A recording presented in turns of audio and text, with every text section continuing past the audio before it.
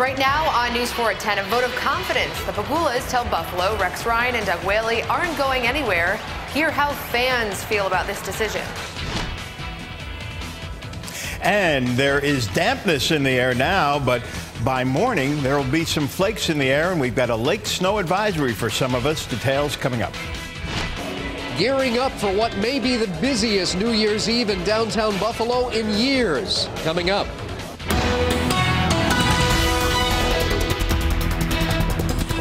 But first, we start with the weather tonight. We're getting ready for some snow in the new year, I guess you could say. Typical, right, for Buffalo. Here's a live look of downtown Buffalo tonight. Good evening, everybody. Thank you for being with us. A lake effect snow advisory will go into effect tomorrow. Chief forewarned meteorologist Don Paul joins us. Don, how much snow are you expecting and who's going to get it?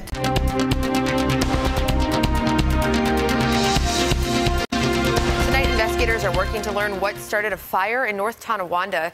A News 4 photographer captured this video of the scene. Officials tell us the fire started in the home on Belling Place around 7 o'clock tonight. We are working to learn if anyone was home at the time. Watch News 4 at 11 for the very latest on this investigation. A juvenile suspect is facing felony charges after threatening to open fire on the Fredonia Walmart. Police tell us the calls came in this afternoon. These are pictures from the scene. Police tell us the young suspect claimed to be inside the store with a loaded gun and threatened to start shooting. Officers evacuated the store and searched customers. After clearing the scene, police tell us they found and arrested that juvenile. Investigators say he made threats after watching a YouTube video about similar emergency situations in the U.S. Police say it was just a threat and they did not find any weapons on him.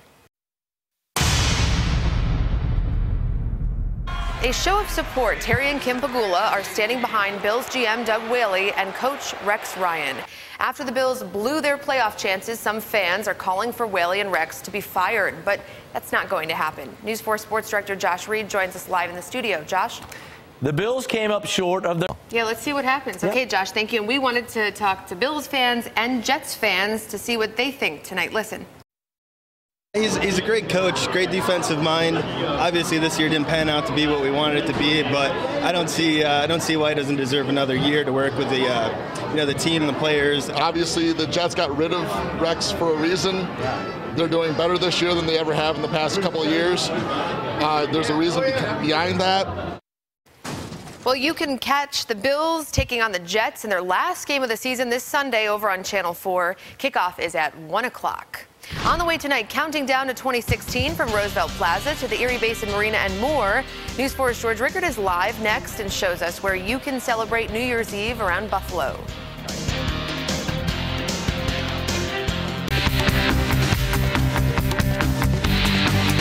Tens of thousands of people are going to kick off the new year Buffalo style. Preparations started for the 2016 ball drop in Roosevelt Plaza, and News 4 got a sneak peek of the guest of honor.